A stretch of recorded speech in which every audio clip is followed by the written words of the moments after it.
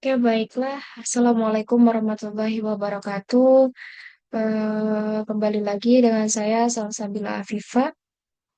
Jadi pada video kali ini saya akan menjelaskan tutorial uji normalitas menggunakan metode Kolmogorov-Smirnov atau One Sample KS pada aplikasi SPSS.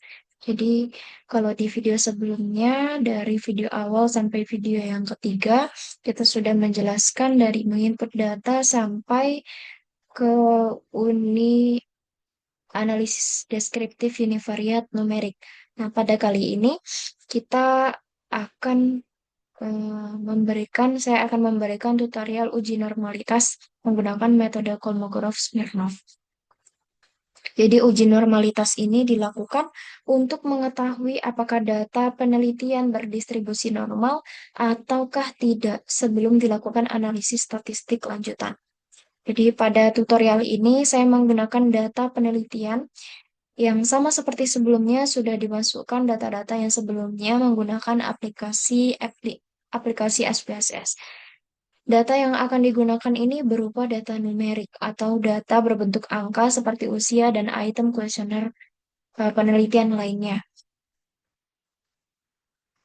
Sebelum kita memasuki langkah-langkahnya, terlebih dahulu saya akan menjelaskan apa itu uji normalitas. Jadi, uji normalitas merupakan salah satu uji statistik yang digunakan untuk mengetahui distribusi data penelitian. Jadi, dalam penelitian kuantitatif, uji normalitas ini penting dilakukan karena beberapa analisis statistik parametrik mensyaratkan data berdistribusi normal. Sehingga tujuan uji normalitas ini untuk mengetahui apakah data penelitian memenuhi asumsi normalitas ataukah tidak. Langsung saja kita masuk ke langkah yang pertama. Sama seperti yang sebelumnya, klik Analyze terlebih dahulu, kemudian masuk ke non-parametric test. Non-parametric test. Kemudian kita klik Legacy Dialogs. Setelah itu muncul beberapa pilihan ini. Nah, kita pakai yang sampel KS ini. Sampel KS itu singkatan dari Kolmogorov-Smirnov ya. Jadi kita kayak gini. Kita masukkan sama seperti yang sebelumnya. Eh, Kalau data kategorik itu JK, sedangkan data numerik itu usia yang berbentuk angka ya. Usia kita masukkan dulu.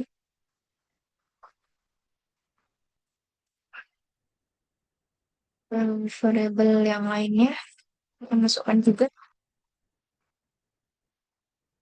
Oke, seperti ini. Oke, kemudian kita klik OK. Nah, pada bagian ini saya memilih normal karena pengujian dilakukan untuk melihat apakah data berdistribusi normal, sehingga saya centang normal. Kemudian sudah semuanya kita masukkan, kita klik OK. Oke, nanti akan muncul seperti ini data-datanya, berbentuk seperti ini. Jadi ini adalah hasil output one sample Kolmogorov-Smirnov test menggunakan SPSS. Jadi pada tabel output terdapat beberapa informasi statistik seperti jumlah data atau N, ya N itu jumlah data. Kemudian ada mean, standard deviation, nilai tes statistik, nih, kemudian nilai signifikan. Nih. Jadi nilai signifikan ini digunakan untuk menentukan, ini ya, bagian yang ini, digunakan untuk menentukan apakah data berdistribusi normal ataukah tidak.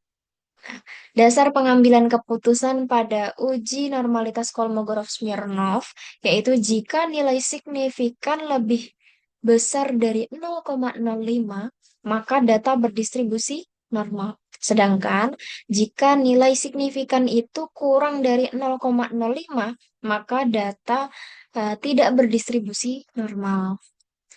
Karena berdasarkan hasil output SPSS ini diperoleh nilai signifikannya itu sebesar 0,000 pada variabel penelitian. Karena nilai signifikan ini kurang dari 0,05, seperti yang sudah saya jelaskan tadi, maka dapat disimpulkan bahwa data tidak berdistribusi normal. Karena dia kurang dari 0,05. Seperti itu. Jadi hal ini menunjukkan bahwa distribusi data penelitian ini tidak memenuhi asumsi normalitas. Uji normalitas itu sangat penting dilakukan. Karena sebelum menggunakan analisis statistik parametrik seperti eh, jadi sangat penting dilakukan sebelum menggunakan analisis statistik parametrik seperti uji T dan korelasi Pearson. Jadi sebelum kita masuk ke uji T nanti, itu kita harus melakukan uji normalitas dulu. Baru nanti uji T, terus ada korelasi Pearson. Jadi berdasarkan hasil uji normalitas Kolmogorov-Smirnov ini, diperoleh hasil bahwa data penelitian tidak berdistribusi normal karena nilai signifikasinya kurang dari 0,05. Oke, baiklah. Tutorial ini telah dijelaskan cara melakukan uji normalitas one sample Kolmogorov-Smirnov menggunakan SPSS, mulai dari memasukkan variabel, melakukan pengujian, hingga interpretasi hasil output. Oke, sekian tutorial dari saya.